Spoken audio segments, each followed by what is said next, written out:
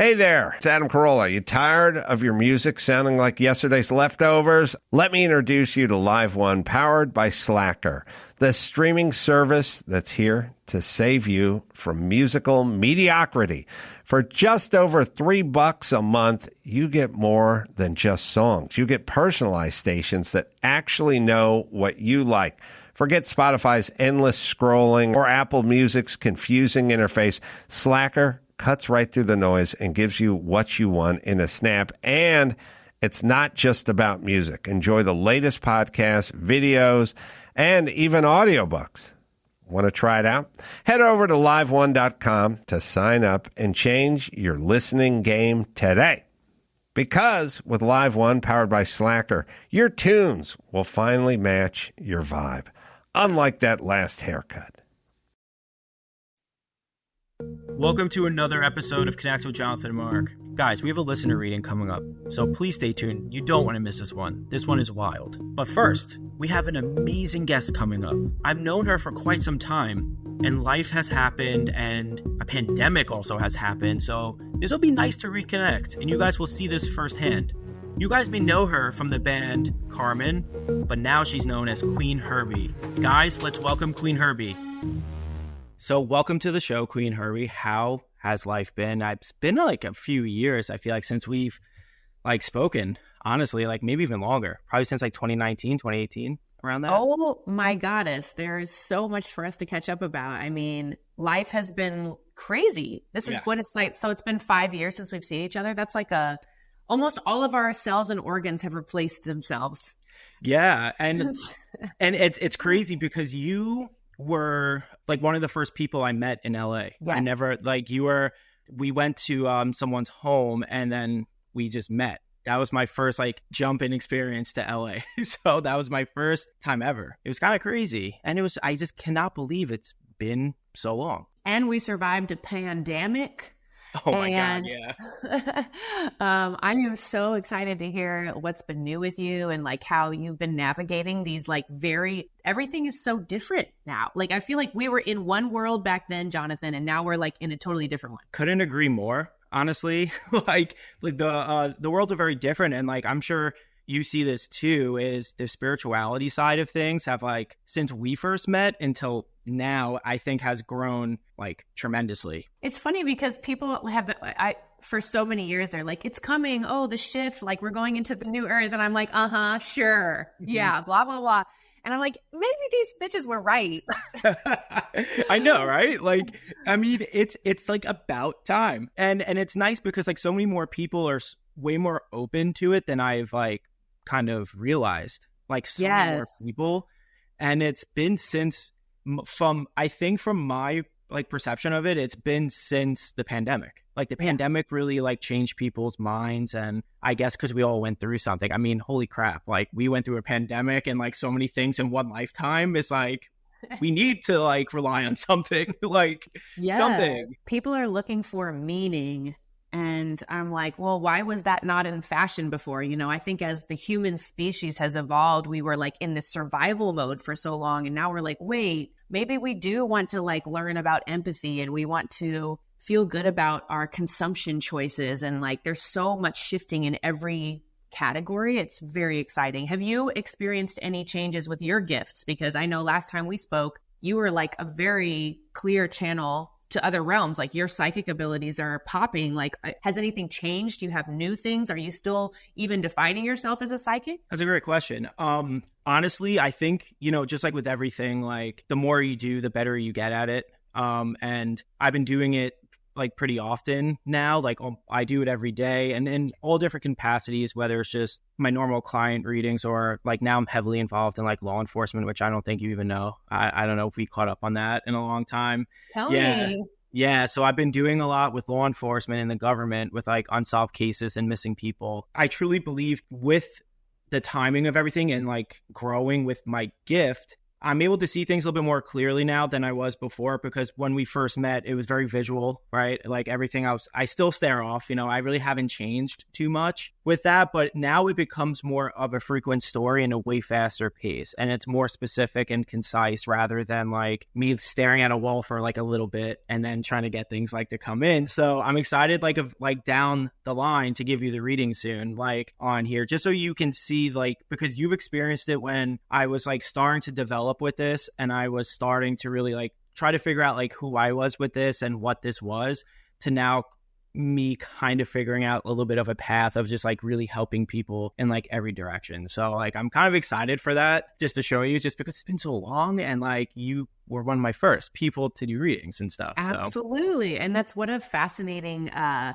color and like chapter for you to be like involved in law enforcement, because I feel like even 10, 20 years ago, like nobody was fucking with psychics like that. It's like, no, this is a measurable skill now. And I since we have seen each other, I actually took one class or two classes at the Psychic Institute, the Southern California Psychic Institute. So there's apparently a guy who was at UCLA in the 70s who actually developed a program about kind of relating to your gift. And apparently we're all humans have access to these gifts. They just don't always choose to, or it's not as easy. Just like you find people that are better at music than other people, like naturally, it takes practice for others. And so I took a class because I was like, what is it exactly that you're doing? And it's so subtle, Jonathan. Like the teacher of that class, like basically these are just like sort of the techniques they've been teaching since the 70s, but it's like grounding your energy, understanding your aura, like what's coming from here and what are you putting out, like these subtle energy things that I'm sure humans are another 100 years away from understanding. You are at the forefront of it, and it's very cool. Well, thank you. And it's funny you bring that up. Like I always say this saying to people, like everyone can sing, but not everyone can sing like Frank Sinatra. Like it's like one of those, right? It's like I try to give that to people because I want people to understand like we all have a gift, and maybe it's not like harnessed the right way because you just don't know and you're not practicing. So I try to tell that to people too. Like, it's funny about the UCLA thing because I've been reached out from them, and there's another school in the UK that reaches out a lot too.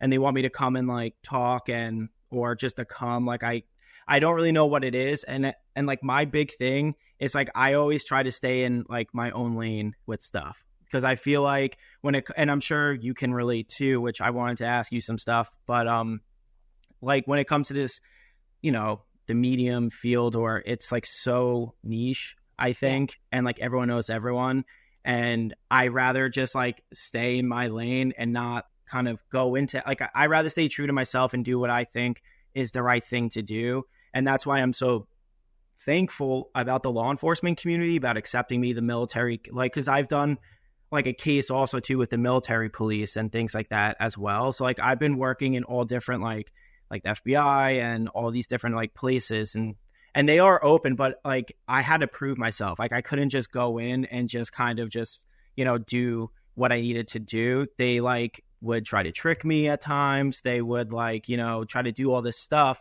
like so much so that, and I've spoke about this before on here, but they blindfolded me. So like I had to go to Ohio for like a case, and in this like small town, like smallest town, like never heard of it. And they blindfolded me and they kept driving in circles. They would drop me off in a place into like an industrial park, blindfold me again, and then bring me to like the home, and they like emptied out the home. So like you would go into a home, there's no pictures, there's nothing. So you're going into like it was a trailer home. So you're going into, it just looked to me like a little eerie because there was nothing. There was no pictures. Like all the furniture was out because they didn't want me to have any inclination of like who I was trying to connect with. And they kept giving me fake addresses, fake names, and they were trying to really like mess with my head. So then I helped them solve the case because like of stuff I said, and it didn't happen right away. It happened like 6-8 months later, maybe even longer. It's one of those things that I tell people, like, you have to prove yourself, just like in everything. I feel like you can't just like immediately just jump right into something, which brings me to my, question with you. How was the transition from, your first original like Karmin to who you are? Well, it sounds to me like you are in a Men in Black movie mixed with like Minority Report, dude. A little bit.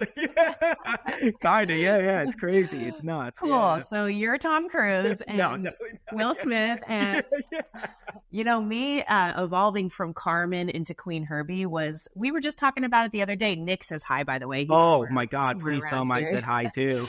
And he was on this journey too, with me. And we're at this so it's been set. We always call it the 7-year itch. So it was 7 years. We did that 7 years ago is when I became Qveen Herby. And we were talking about that transition and how we had no question in our minds that this was the right move, even though a lot of people called it career suicide. They were like, how could you do this? Like Karmin is known all over the world. And it didn't feel authentic to me anymore. And I realized, I'm not the only person who is in a job that they're dissatisfied with. Like we're always, as I get more spiritual, I'm like, we're always evolving. We're always changing. Sometimes it's a little bit more obvious and, it's an aesthetic change, like new haircut, new, sound for your music or your art, or you're working with law enforcement now rather than being on television on the, like talking to celebrities or something. Finding your way is just, it's really the entire journey.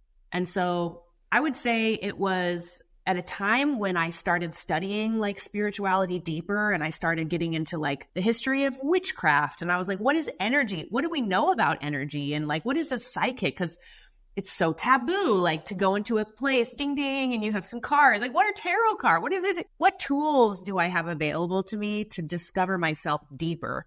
And so that was, I think, the driving force of it. And funny enough, Jonathan, now, 7 years later, we're entering a new period of another 7 years has gone by. And I'm sitting here like, there's another transformation coming. I don't know if it's the same style, but I definitely feel I've been posting spiritual content more and more. And it's like, easy. Music is like it's tedious. There's things you have to do and you have to promote. And like when I talk about spiritual shit, it's like it's just easy and people really resonate with it. So that's a great question. That was a big jump and this one feels different but kind of the same. Yeah, I do feel like the next like 7 years could be something like incorporating like spirituality with like I think growth, because we're in such just like in the world itself, it's like so ever changing. And I think it's a little hostile at the moment with things. And like, I think there's a period of like, I'm hoping ease that comes on everyone a little bit. Like that's my hope. I want everyone to feel at ease. And, going back to everything like the spirituality side and you diving into it, does that like kind of go into your creative process with like writing now? Or is that a very different process from what it was 7 years ago to now? Yeah, I would say even 2019 when we met, it was just cars and bitches and money. I was like, I'm trying to do this hip hop. I love hip hop. Hip hop is my soul, and that culture like never fully, definitely got some amazing cosigns. And like I've spoken to some of my idols and they have given me flowers. I'm so grateful. But I eventually was like, well, what is Erykah Badu talking about? And, and like, what are some of these conscious rappers talking about? And why is that not in style as much today? And so I started incorporating spiritual concepts into the songs. And that's when we started getting like Vitamins and even Sugar Daddy, which is about sex work, is like has this storyline and like sort of these lessons in it and these perspectives that have been like some of my biggest and most successful works. And I noticed that you lean to like the feminism and like women empowerment a lot too. And I think that's really cool. And I think, more people probably should like lean into that as well. And do you see like such a big jump from that, like with like the women like now like listening to your music, or is it predominantly men with it? It is 75% women. Oh, that's great. That's huge. That's the same here, honestly. So great. Like a little less. Yeah. Yeah. I love it. I started going on tour recently, which has been. That's my next thing. I saw the Lollapalooza thing. How crazy was that? Like, it's the magic of getting to see like those, and it's girls. I always say it's girls, gays, and theys. That's the, not just, we have some like straight guys too, in there. And especially when the girls bring their boyfriends and it's like, it's very magical. I love to see that, even that masculine energy supporting that feminine like power, but seeing their faces on tour has given me a new lease on life. Like, I'm like, oh, this is my purpose. Like I need to be here and infuse my creativity into like a live performance setting. That is all fresh and new and exciting. That's amazing. And where's the tour? Is it all over the United States? Is it Europe? I'm hoping to get to Europe in 2025. Okay. But this year has been all domestic, all festivals. I was literally about to say, I see you always like bopping around and doing it. I think that's like so cool. I think that's the coolest thing when you can do something that you love and kind of like travel with it and like, I don't know, and like support the people that you love too at the same time. And like, who do you think are your like musical like inspirations with like music? Well, I would say definitely. So Erykah Badu, Lauryn Hill are like tops. We have been joking about it, but we were like, what would the cunty Enya sound like?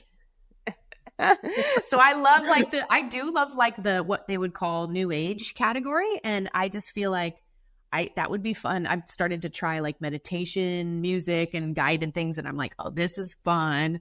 Because we bring a dose of chaos to it that it doesn't have. Like the spiritual community is so like soft, and I'm wearing this purple shirt, but like I get on stage and it's like Tim Burton threw up everywhere. It's like so fresh. So I would say I'm also inspired by Walt Disney because of the way that he kind of created this fantasy world for people to discover their inner child.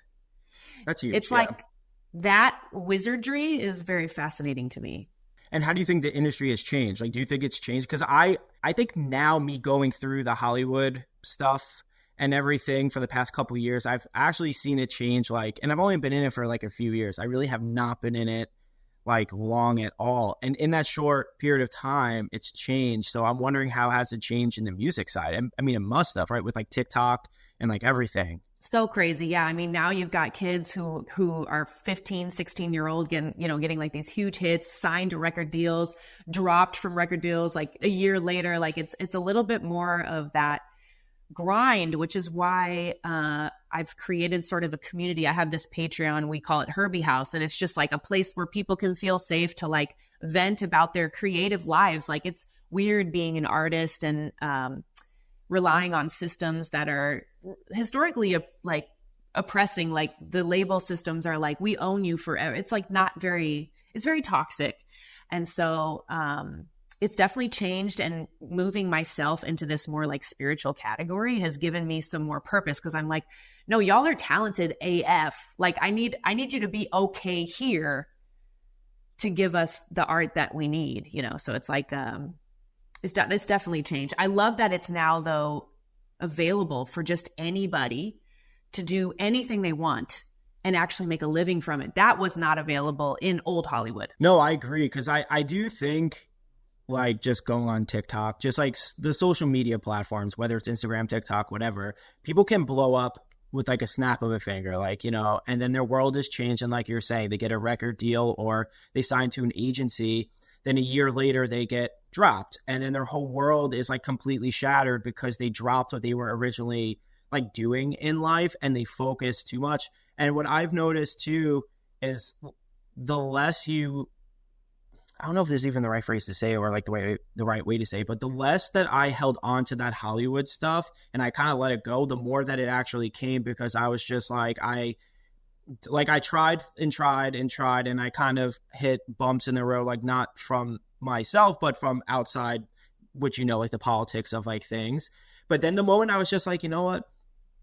I don't really give a shit anymore. Like, I'm just going to like, just do my thing. And then that's when I started working with like a lot. I think it was more public that I started working with law enforcement because of the cases that I've done, and they were like national, like huge cases. And so people started to hear about that. Then things started to come because of me dropping that BS like Hollywood stuff. And then I was like, I'm just going to help like at families and law enforcement, PIs, detectives, whoever needs it. And then it kind of just like went from there. Like, and I didn't even look for it. I was just doing that even prior to that. Like when I met you, I was working with law enforcement. Like no one just knew about it because I wasn't like preaching it from the rooftops. I was just doing it. I didn't feel like I needed to. I was just like, this is something that I even know if the police or law enforcement or whoever I was working with, like the agencies, even wanted me to say. So I try to respect the family that I was working with and the law enforcement. And typically when I talk about the cases, I get permission from both, because I don't want the family to be like, dude, like, stop fucking talking. Just like, you know what I mean? Like, they're like, we get it. Like, you helped, like, shut up. Like, so it's kind of crazy. But have you collaborated with anyone that's been like, holy shit, like, I can't believe? Or are you doing this all yourself independently? Or... I mean, you said some really amazing things. You were like, just get out of the way, get out of your own way. because I'm reading these books. I'm like all into the Abraham Hicks stuff right now, which she's like a channel. And it's just fascinating. I finally found the story of how she became a channel. And it was this long, tedious process of learning before she actually now can, like you were saying, not just stare off into a corner, like she's able to speak eloquently and have her eyes open and stuff. But she was saying, like, if you are always trying to like get all the specifics and be forceful with your identity and your career, like if you don't step back and let the universe co-create it with you, you'll miss opportunities, and you also said, be respectful too. Once you are led into a door, into a room that you've never been, you have to sort of like, and you're the first psychic medium I know, besides the ones in Minority Report, who is like aligning with law enforcement. So that creates like a whole new category. And then you're going to inspire a whole new generation of people that didn't even know that was possible to be a job.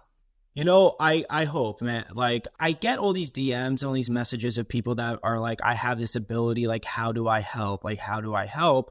And I always like respond because like I didn't have that, right? Like I didn't have like someone to just like immediately be like, this is what you do. I mean, my story. I was like trying to be like a lacrosse player. Like I was going through the process NYPD. Like I was doing everything. Like, you know what I'm saying? Like, and I didn't really understand what like, certain, things were with this. And my answer to them is like, if you're helping one person and maybe, you don't think the reading went well, whatever, I'm like, you still helped someone. And like, that's like the biggest thing. I'm like, you don't have to like beat yourself up. Like, I have to be honest. I wanted to ask you this too, because you're like an empath and everything as well.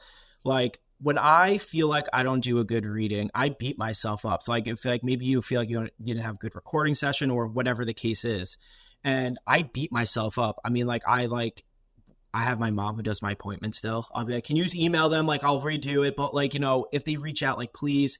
And, they never, they're always like, this was amazing. And I'm like, wait a minute. I'm like, what? I'm like, I was not like happy with like what I did. Like, I felt like I should have done like more.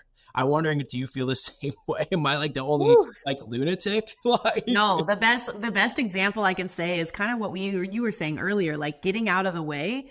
Like when I'm writing a song and I'm on the microphone in the studio and Nick made this amazing beat and I try to like think my way through it or analyze how it's going for me, it shuts down that channel. And I'm doing this over my head because I think it comes in through the top of your head. I don't know exactly. Sometimes people pull it in different chakras or something.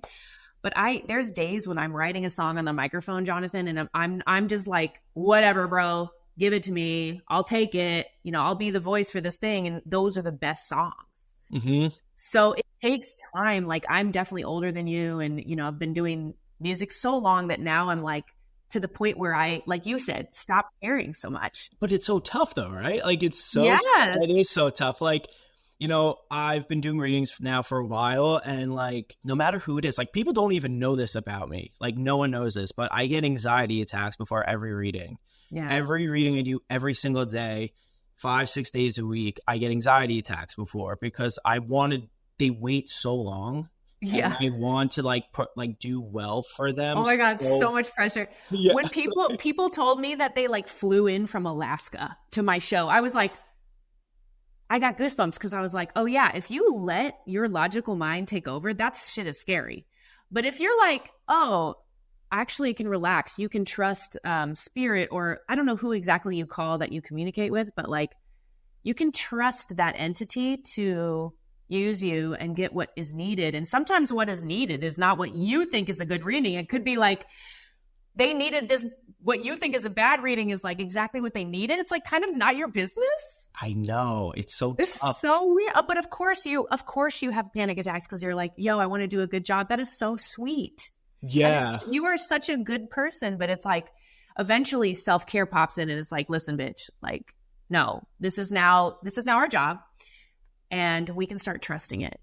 What's crazy is I also haven't spoken about this before. So there's been periods of time, like even recently, where I push myself so much, like when it comes to doing personal readings, then it comes to doing like unsolved cases and stuff. And then my body, because I'm doing readings and I always tell people this, it's like you're using a part of your brain that you don't really use often. So it's like if you're working out a muscle that is so tiny that you don't ever work out, obviously you can build up like endurance and all that stuff, but you always get fatigued because it's like such a muscle you don't use so often, like intensely.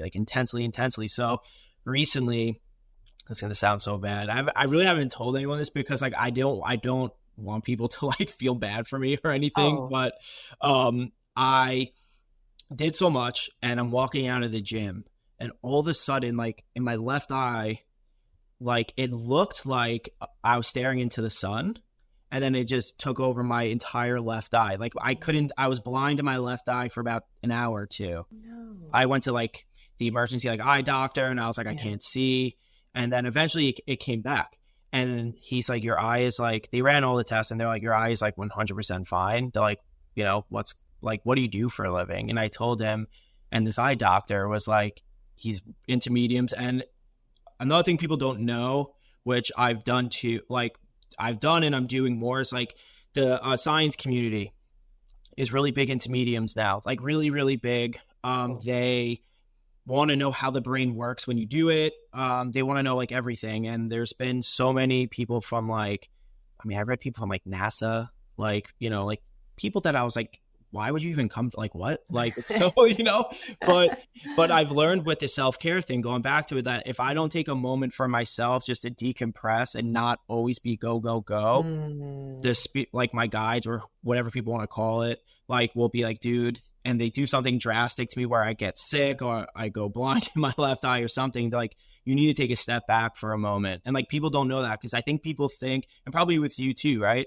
It's kind of like sing and you're like, dude, like what? Like, yeah, like no, like I'll be out, people be like, who's around me? And like they think it's just like a switch, and it's like it takes energy to do it. So I'm like, so I'm sure you feel the same thing, right? Like if you don't do self-care and like people just expect you to sing when they snap their finger, you're like, no, like yeah. what?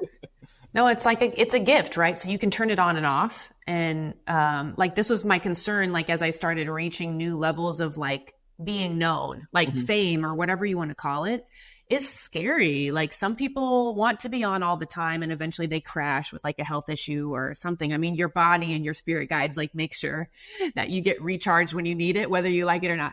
But I think, I think it is really important to, especially somebody with your gift, is to like always doing maintenance energetically, whatever that looks like. I don't know what kind of, you're still so young. I'm like, you don't even, but you know, I'm in my late 30s. I'm like, I need to do more maintenance than I have to stretch every day now. It's like, I didn't have to do this in my 20s. I just had this I'm in my early 30s. So, yes. So I mean, this is going to sound so freaking pathetic, but I play volleyball with like a bunch of like cops and stuff. And then I carry like a cooler and something, and I picked it up and I pulled my fucking back, like by picking something up. And then all my like friends, like I went to the volleyball court, like on the beach and stuff. And I'm like holding my arm like this, cause that's the only comfortable way for me to like, you know, hold my arm. And they're like, do you stretch? And I was like, no. And they're like, you're an idiot. Like, you know. Sue, welcome to your 30s. Yeah. Yo, it's crazy. Do you have, so I wanted to also, you know, pivot back. Like, do you have any future projects coming or anything? Like, hell yeah. I mean, I just dropped The Alchemist, which is like a little EP of kind of the process of healing from trauma. Cause I was like, what is this exactly? Cause as you get older too, so your body starts breaking down. You're like, whoa, I just got good at my thing. And then you start like decomposing more. Oh God. So you're coming to terms with like this, you're in this arc of life. And then you're like, I also have all this unresolved stuff, energy. And now that I'm sensitive to energy, cause I've studied it, I'm like, this one isn't even mine. Like this is from my dad, and you start like, healing, and some things you don't even know about. Right. So you start healing trauma, and you change so much from like somatic exercise, meditation, I don't know, psychedelics, like sessions with a guide. Like there's so many paths you can take, and then you change so much that then your life starts to change. So it's like you kind of you get to this point in your 30s, I feel like, where you have to choose. You're like, am I going to just keep ignoring shit? Right? Because we have friends who like get sick all the time, and you're like, hey sis, you might need to like heal your trauma or something. And then you can go the other way, which is like just really taking care of yourself. Yeah, and that's amazing, because I do feel like people don't take care of themselves, and they also don't address like I think trauma is a big thing that people don't address, and like just doing readings, like when I bring things up that have happened that are like very intense and traumatic on, the person, it goes like in two ways. It's like, they obviously will address it, and then it goes in the way that they forgot about it and they don't want to talk, like, and they don't want to bring it up. But I always tell them, like, I can't control really what comes in. And I was like, if you want me to skip over because it's triggering for you, like, please, like, I 100% will. But I've noticed that the people that kind of face it head on, it heals them it may not heal them tomorrow and it may not heal them in a week, but it heals them because then they face something that they honestly, it's crazy that they would forget about some stuff. Like, I guess I was very like blessed with my childhood and stuff. So when I'm doing these readings and that comes up, they're like, wait a minute, that did happen. They're like, what? Because like you see them being like the wheels are turning and they're like, wait a minute, that like you can kind of see them like relive something that they come. And I didn't know, like, I always tell people I don't know what comes through. Like, obviously if it's a sensitive topic, I go into it in a very soft way because I don't know how people will react and I don't want to hurt anyone. Like, the purpose of a reading is not to hurt people. And I just like, it rattles me. I have to be honest. It rattles me just like I'm sure it rattles everyone else. Like, like just doing just readings in general, just like, and now that you're so into it, when you take on such an intense reading, it stays with you after. Like people think I can just turn a switch and it's like, and it's gone. And it's like, dude, it's like, no, it's like, what?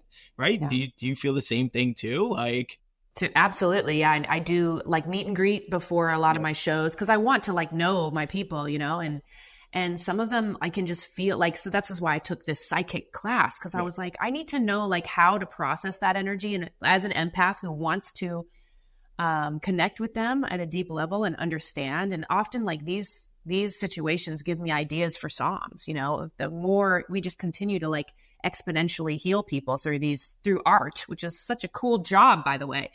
But yeah, you have to do the maintenance on yourself, like, and make sure that it's not, whatever is not yours, you remove. So that entire project with like 7-song EP, The Alchemist, is just the process, like it's kind of like always the same, even if it's something huge, like you said, that you don't want to talk about in your readings, to like something as simple as like, my mom told me my singing voice was bad once. And I took that in, and it's still preventing me from giving my most authentic voice or something, right? So it's like, no matter who you are and how terrible it is, like there's levels to this shit and you can always heal more. No, I agree. And, going off of that, has there been any crazy fan encounters with like the heaviness of that stuff, or just like in general? Because if you're doing meet and greets, you must be meeting thousands upon thousands upon thousands of people. So some wild stories I probably can't share because they're too specific, but they're like, everything from people going through divorces, like toxic relationships, having parents that they had to go no contact with, losing children, at a young age, like just huge life changes, finding out that they were queer, like really, I quit my corporate job and I made $1 million last year selling these candles, Qveen. Like, it's all because of your music. It's like, wow, That's like, that's amazing. I mean, like, not amazing for like the negative stuff. I don't want to. Right. But they process, they're learning like how to heal themselves, which is ultimately what we have to do, right? There's not enough talented healers out there to meet the pain. So if we become our own healer, it's like, that's the shit right there. I mean, it must be also amazing too that they trust in you to like tell you that stuff, because that is like, that is something that I don't think people realize too, is like when someone trusts you for a reading or even telling you that, like, people don't understand that's like one of the most like deepest, darkest, like intimate things that, and that's amazing that you're like in open space for them, and also that they feel comfortable to talk to you. I don't know many people that can say that. Like, you know what I mean? And I've always been into like spooky, occult like stuff. And it's in my astrology chart too, which I'm super into. But I realize like the more you face this scary stuff, or like the taboo, like these this person told me this thing they would never tell anyone. It's like, the more you do that, the more you build like a thicker skin to be able to then be more authentic yourself. So like in turn, my audience is making me feel safer to be more me. I mean, that's like a very well said, like, like that is very well said, like, because if you get your audience to make you feel comfortable, then you want to perform better for them. And then they feel like they, you know, they do deserve the credit for making you feel confident to do it. I think, you know, people don't get that also. But like when people email me certain things or just reach out, whatever, and they say, you know, positive stuff, it does make me feel good that I helped them. And it must feel amazing for you too, that, you know, everyone just comes up to you and they're like, you made me do this because of your music. Like, and that's like such a like an amazing thing and an inspiring thing. And, you know, I just find, you know, the fact that you've been in the public space for so long and you're so giving and helping, I think that's amazing, because I've met so many people in this industry that are not like that. And it's quite amazing that you really do care about your audience and your fans and everyone. Like I find that quite amazing and awesome. So, you know, yeah, no, please, no. Like, I would love to give you a reading. I would love that. You know, I want you to, you know, see what I can do, obviously. And, you know, thank you. And if you have any questions, just like stop me. I mean, you know how I do things. I still look off, as you know. So like, I love it. I love it so much. Thank you. You have quite a lot of family. You have someone named Anthony, I think. It's an Anthony. Yes. I don't know if he died in the last year or 2 years, like, or if it's fairly recent, because dude, you're such a badass at this. I called in my grandfather. He died last year. First of all, I want to ask you this because he's doing this, which I have to be honest, I haven't seen in quite some time. When someone holds up a cross to me, whether you're Jewish, Catholic, Hindu, Buddhist, whatever religion you are, it's all amazing. It's just a universal sign for me when I see this. It means that someone who's pretty heavily into a certain religion, whatever the religion is. But the thing that interests me, and I have to tell you, he flipped whatever Bible or something, and he's saying he can dissect every line, every word, and kind of like if you were to ask him something, he's saying he would know like that. Like he's saying like he's someone that's very intelligent. Another thing, which I'm sure, you know, many people are, but he seems really actually intelligent with me when it comes to, I guess, the Bible, because he's holding up a cross, if I'm being honest. Literally a line in his obituary was like he was known to be a biblical scholar. Oh, really? Yeah, I mean, like, I know people practice whether it's Judaism or whatever, and I know people, you know that, but he's being very precise about certain things within it that, like, basically insinuating to me he's an expert in it. Like, he's not just someone that went to church or went once a week or something. Like, he seems like an expert to me. Another thing too, which I know many people, because he seems older, if I'm being honest, like, and he also seems like he lived a very long life. He seems like he lived, I'm not gonna say to 100, but I'm gonna say like close, maybe in 80s or late 80s, early 90s or something, because he keeps extending his life. But what he's also saying to me too, which also leads me to believe he is a very intelligent person, is when people are pilots in military world and stuff, that to me, like, just to be a pilot in general, I think you have to be very articulate and smart and like everything. I guess he was a pilot for, because he keeps saying that it was a pilot, then it's like cutting it short, right? It's like, so for example, it's like you could make a career of being a pilot. You could essentially do that, but he's saying that's not the route that he went after. He's saying the route that he went after was something more fulfilling for himself, rather than, because what I find also interesting about him is that he's a badass, honestly, but he's also one of the most like giving people too. So like, I wouldn't be shocked if he like adopted people or like whatever. Like, he seems like that type of person, kind of, to be like a badass, but also like help out in the most insane way. Another thing he's showing to me too, who's the Patty, the PA name? It's my grandmother. He keeps blowing kisses. Yep. I'll give her that message. She misses him a lot. They must have been together for like a long time. A million years, yeah. Because he's saying she's seen the ups, the downs, and the circles. And she's smiling. Well, he's smiling because it seems like she came to terms with a lot of it. And that, to me, is like quite also amazing. But what he's smiling about is that he's still keeping busy on the other side. And He keeps saying he's building like things. Like, he seems like, to me, is someone that is a master of many traits. He doesn't seem like one individual. But because he's smiling at you and pointing at you because he keeps saying how proud he is of you with the music transformation of sorts, because he's saying he was there front row with a lot of it.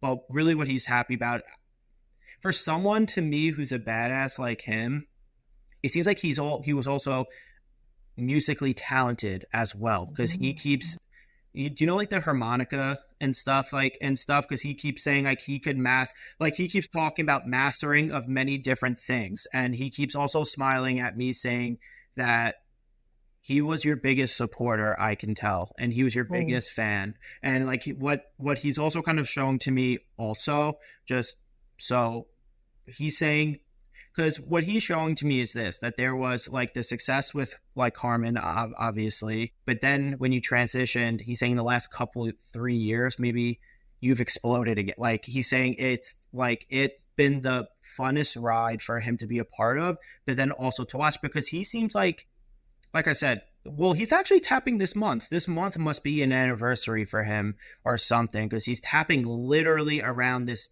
date, kind of. And he's saying that, like, whether it's a week before or a week after, there's something that's extremely important about this, because he's smiling. When someone gives me, I know it's like a stupid thing, but when someone gives me a bouquet of flowers, that means it's an anniversary of something.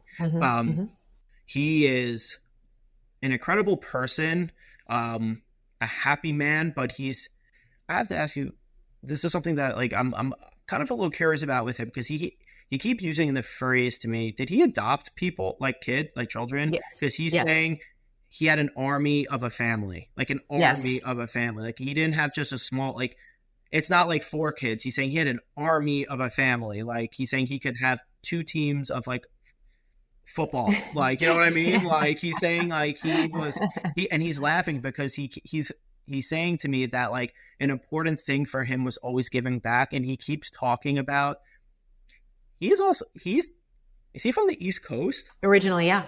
Philadelphia. Oh my God, he does not seem like that, because he's tapping saying we're like neighbors. I'm like, you don't come across like an East Coast. You're way too nice. Like he's way too nice to be East Coast, like way too nice. But what he is saying to me is, I think a big thing for him was always giving back to a community, because that's what he keeps talking to me about, is the community and giving back to it and how important that was. So I just want to give you a quick reading, and can you tell us about him from your because like I want people to hear from you. I was taking notes this entire time. That's awesome. I'm over here being a scientist. Dude, okay, so you freaking nailed it. So my grandfather was Tony. He died literally a year ago. Like the anniversary of his funeral is like tomorrow. Oh my God. So it really was. That's why he was pointing with the bouquet, I think. He's saying like, yeah, like a year ago. He was like we said, biblical scholar. He could like name, he like analyze everything. He also studied Judaism, and like he studied a lot of religion. He was very spiritual, and he did live a long time. He was always proud of this, because his mom, who was a single mom from Philadelphia, you know, she like had one of those row houses where she had to walk to the store every day to get her groceries, like never got a driver's license. He ended up in the freaking Air Force, dude, as a pilot, and left early to move to the Midwest, where he became very nice, because that's what you do in the Midwest. You're too nice in the Midwest. But he always had that like flavor, you know, and he picked up so many skills. Like he's a man of many talents, including the freaking harmonica and banjo specifically. That's so random, right? Like these are all like everything I wrote down is exactly like I feel like he was communicating to me today. And that's so cool, because I talk to him all the time.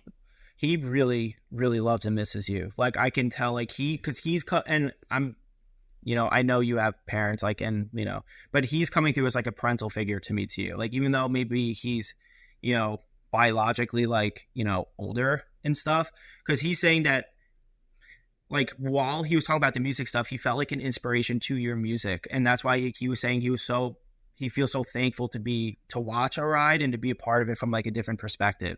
And like he's very selfless with it, but he knows that he touched on so many different things in your life when it comes to personally and, you know, with your work. And he was just so happy to come, like smiling from ear to ear just to talk. But he was like, I have to be, you know, real. Like, he was a very intelligent man. Like, I'm not even like joking to everyone that's listening. Like, he truly is a true intelligent like man. Because he keeps making the jokes, like a master of many traits is what he's saying. Aside from, the music stuff, he's talking to me about like he could put together like a house if he needed to. He could like he's saying he's just one of those where he can look at something, analyze, and do it. And that's why I think he's so intelligent amongst other reasons. But yeah, I'm very happy. He came through. I mean, you have a lot of people, if I'm being quite honest with you. That's so cool. I didn't know. I've been asking them to come communicate with me because, you have to like open yourself apparently. Yeah. I mean, you have someone with like just quickly, like someone with an L name that's like coming through. It's funny. I hear that sometimes somebody else is saying, but I'm not sure who that is quite yet. And who's the V name? V name would be Violet, my grandmother, probably. Yeah, because you have like so many different people come through, but he's just the more, from my perspective of just like things, he's just the more one, dominant, but two, felt very close to you. So he wanted to come through like more. But thank you. That was absolutely magical. Like it was so accurate and like spookily accurate. Like normally I think in the past I would have cried because of like the mystery of this, but knowing you and like your gift and like the way that I've been communicating with him, I'm like, this is it's magic. Yeah. It's insane. It's magical. And it's like, it's okay to believe in this stuff because it's like really, I'm going to call my grandma now and be like, he was blowing kisses. Like she misses him so much. Yeah. But she's also learning now to live alone. And what that means in your old age, like it's so complex. It's so different. And I think doing that too it's such an adjustment for them because again, they must have been married for a long time. For her to be on her own must have been like a very difficult, like, shock. Yeah, like a shock kind of. What she says that's interesting is because they were military and they had this gigantic family, like he was gone all the time. Right. So when he passed, she said it was so strange because she thought, well, he's coming back. Strange and tough at the same time, honestly. Yeah. And I was like, okay, that's very valid, Grandma. That's very valid. It's extremely valid. Like, extremely. But she is surrounded by now all the football team of children and grandchildren and great-grandchildren. Like, I mean, I have to be honest, he was joking. He's like, I could feel 2 football teams of like, I was like, I didn't know if he was joking or being literal at the same time. So it was like hard for me to decipher. Right. And he was like, no, like he keeps playing 2 football teams. So good. It was so good, Jonathan. Thank you. Thank you so much for that. That was lovely. Thank you so much. Thank you so much for coming on. But guys, we have Casey coming on, a listener reading. And if you want to be considered for this, all you have to do is follow my Instagram at JonathanMarkMedium and send me a DM. It's that easy. Let's welcome Casey. Hi, I'm Jonathan. Nice to meet you. Nice to meet you too. Thank you for this. Oh, this is awesome. I'm really excited. I love doing these. I'll explain to you how I do this quickly, and then I'll just jump right in for you. Sure. And like as I'm going, if you have like any questions or anything, you can definitely stop me and like, ask me something. But I definitely want to pull in people for you. What I do is I kind of always look off and I just don't like all of people's reactions. And I kind of like to hyper focus when I do this. Stop me along the way if you have any questions or anything. You got it. Oh, wow. I mean, I guess this is a good and bad thing, right? You have a lot of people on the other side, and I say that's good and bad just because like you obviously would want people to be here and versus not to be here. But they keep flashing. One of my really good friends' father passed away. His name is Eddie, but you have 2 of them or 2 Eddies, it seems. Seems like, I don't know if it's their father-son or they're related in any type of way, but there's 2 Eddies that are coming through. And like I said, you have like an army of people, so I'm just going to pull a couple more for you. Yeah. And sure. then you can kind of tell me who you want me to stick with. Keep flashing another family member. Who's Mary? That would be my mom's mom. So your grandma. Yes. Okay. You have so many people. Oh my gosh. Who's Joe? That's my dad's absolute best friend in the world. Do you mind if I stay with him? Because he's a really good He's great. Yeah. Yeah, he's a great guy, and he just has a lot to say for your dad and for you and for everyone, just because. Okay. But also Eddie does too. Who is Eddie to you? Because it looks like father son. It is father son. They both, it's senior and junior. So it's okay. my grandfather and my uncle. Okay. Well, the first thing with your dad's friend Joe, if I'm not mistaken, is, oh wow, they really were best friends. Was he like an uncle to you? I'm assuming. Like, Yeah. Another thing with him too, because he's doing this, his laugh is very awesome because he's just laughing he's laughing very loud. But with your father though, because what he keeps using the term is like, I can definitely tell your father has lost people, but this passing looks like it really rattled him to like a very high degree. If I'm being honest with you, it also looks like it really rattled you too, because he keeps saying it really. Okay, someone who's living with the DA name, someone's having some health issues because they're all talking about it. Like that's the first two letters of the name? Yeah, who's the D name? That would be Dan, who's my cousin on that side with Eddie, with the two Eddies. No, there's someone else too with a DA name. It's not on that side, it's on the other side, like other side family. Could be Darren. Yeah, but who's having like pretty bad health issues, like having trouble speaking, like breathing, everything. That'd be Darren. It seems like this has been going on for quite some time, but I want to go back to Joe for a second. I know I'm going all over the place. That's okay. You have so many people that want to talk. So like, that's why I want to.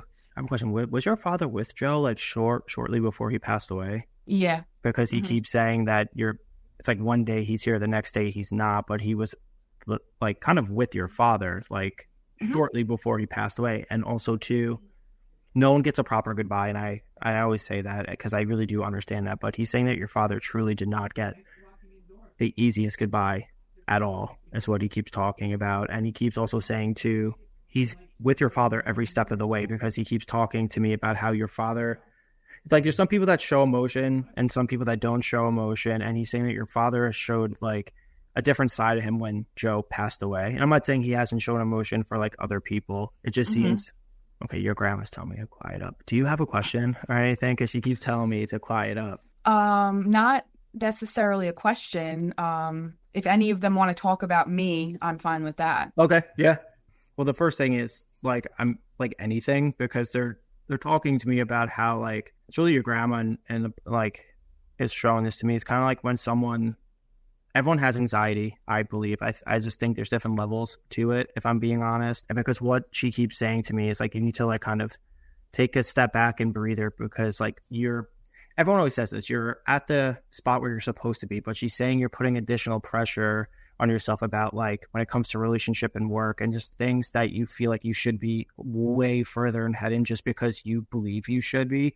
Because she keeps like smiling at me saying that the time is coming, like you need to take a deep breath and relax. It's really about your personal side, because she's saying that you're really beating yourself up to something that is completely like, it's like you're trying to make things fit. You're trying to make things kind of move forward. And she's saying like, as you're doing that, you're like beating yourself up at the same time. So like you're trying to take a step forward, but you're like thinking like, how come I'm not taking 2 steps forward? And she keeps smiling to me because she keeps saying like, you don't have to like, you know, be where you think you're supposed to be. And what she's saying is that also like, it's a marathon, not a sprint, is what she keeps saying, because she's saying you're going to cross that finish line. She's just smiling at me saying that you don't need to look at someone else and look at yourself, because she literally is talking about, it's like a personal life and work, and they both are like going parallel at the same time to you about really just like where you think it's really the relationship stuff, because she's saying you're kind of content with like the work side of things, if I'm being honest. Like obviously people want to, but it's both, because she keeps talking to me actually about the anxiety aspect of things and how I just believe that you need to like, because she's smiling, saying just like it's a marathon, not a sprint. Really, your Uncle Joe is saying a lot of this too, or your family friend. I mean, like they all are, because they're saying they're with you every step. Like, don't think that they're not with you. It just seems like you're beating yourself up privately when you're home or when you're alone or whatever, and you shouldn't be, because it actually, you are way further than I think than you should be. And that's why they're saying like just smile, because like they're so proud of you, and you need to stop being like so hard on yourself and giving yourself these anxiety type of situations, because your grandma and everyone are very old school. I can tell very sweet and old school, because they keep tapping her head saying like, you're creating issues within your own head. You're not like, they're not real. Like your grandma saying they are real issues to you, but like you're making it 10 times worse by like letting it like live in your head and like replay. So she's smiling, and she literally keeps telling me that she keeps saying one foot in front of the other, really, because she keeps like saying like, you want to sprint. She's just saying one foot in front of the other. So wanted to give you a nice little quick reading, thank you. Of course. So the two Eddies that came in, that was my grandfather and his son. My uncle passed very young, so he passed in his very early 60s. Many different health conditions. He's also actually my godfather. I was very, very close to him. I'm still close with his wife and, my cousin. I'm with them all the time. Joe Frank, that's his name, my dad. So it's my dad's lifelong best friend and hunting buddy. My parents purchased 30 acres upstate about 10 years ago. And it was for my dad and Joe to hunt together the rest of their lives. And Joe passed very suddenly, unexpectedly. He had a heart attack while at work. I was retired, and he worked in Lowe's. And he had a heart attack, and he dropped to the floor, and that was it. So late 50s, I think he was 58 or 59 when he died. My dad, Joe, they were so close and my dad had a great relationship with his brother, Eddie. But him and Joe were so tight that Joe was my dad's best man at the wedding. Like, that's how tight they were. So yeah, when you said it shook him to his core. And definitely, I think, made him a little bit more comfortable, to speak about his emotions. So you nailed it with that. Totally nailed it. And then my grandmother, Mary Ellen, that was coming through. She passed when I was 11, but we were really, really close. I have tons of memories of her. And I know, like, someone I get signs from, it's her, and I know it, and it's all the time. I know that she's super on top of me and, telling me to get over myself and my worry, but yeah, it was all great. You nailed every single thing. Nailed it. Thank you. Yeah. So thanks for your time today. I really appreciate it. Thank you. What an amazing episode this week, guys. Connecting with an old friend that I haven't really spoken to or seen in 5 years is really cool. And it's really cool that you guys get to see this interview, because you can hear us just excited to talk to one another. I have to be honest, I was very excited to talk to her and to do this. She seen me when I first started doing this, like reading stuff, and to really just show her how I've grown and to see how she's grown. It's been such an incredible thing. And if you guys want to be, considered or entered for the fan listening, readings, it is so easy. All you have to do is follow my Instagram at JonathanMarkMedium and send me a DM. All right, guys, that's all for this week, and I'll see you next week.